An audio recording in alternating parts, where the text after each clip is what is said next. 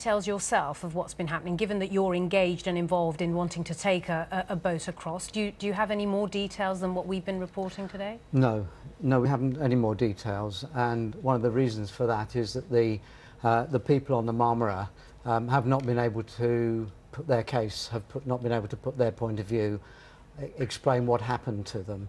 The whole operation is controlled by the Israelis at the moment. We didn't want to see 9 people killed, let's be very clear about that.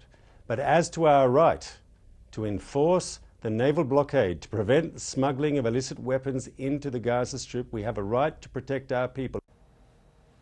Israel doesn't have the luxury to really sit back. Like I said, I was then permanent Undersecretary of Israel's Foreign Service. I was in the cabinet meeting when we disengaged completely out of Gaza, not to look back.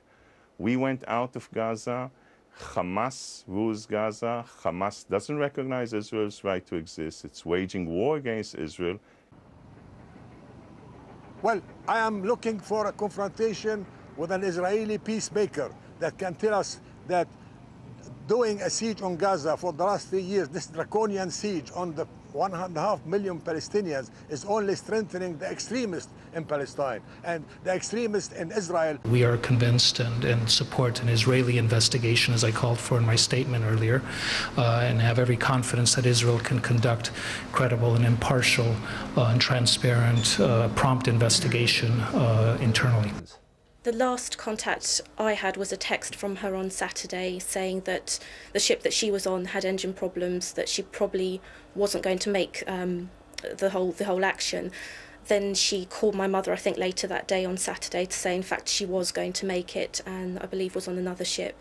There are ways that are effective, that are non-provocative, and not likely to result in these sorts of actions if one wanted to provide humanitarian assistance to Gaza through the appropriate mechanisms.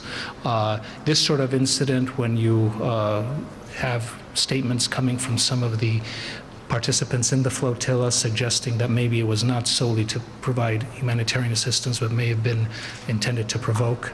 Not that everyone on that flotilla had that intention. Give pause. And so that's why an investigation is so important. Do you intend to send more ships into Gaza? Absolutely. I promise you, next time there will be 100 ships.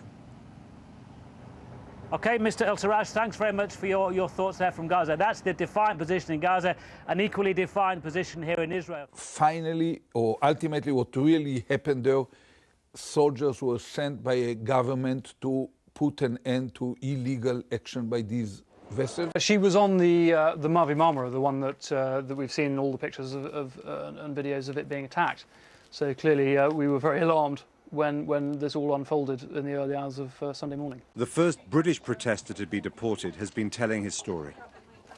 As they come into our boat, they were pushing everybody and people running around, and they were hitting us with the back of the gun. These weren't pacifists, they weren't peace activists. These were violent supporters of terrorism. Israeli humanitarian organisation Gisha gave these examples last month. Some fresh fruit was allowed in, but canned fruit was banned. By contrast, frozen meat was permitted, but fresh meat prohibited. Cinnamon got through, but coriander was stopped. Animal feed was allowed, but not goats or cattle. A flood of eyewitness accounts will soon assist investigators in trying to piece together what really happened.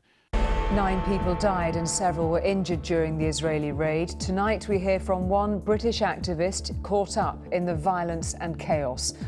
Israel's announcement that the deportations will start tonight is an attempt at damage limitation.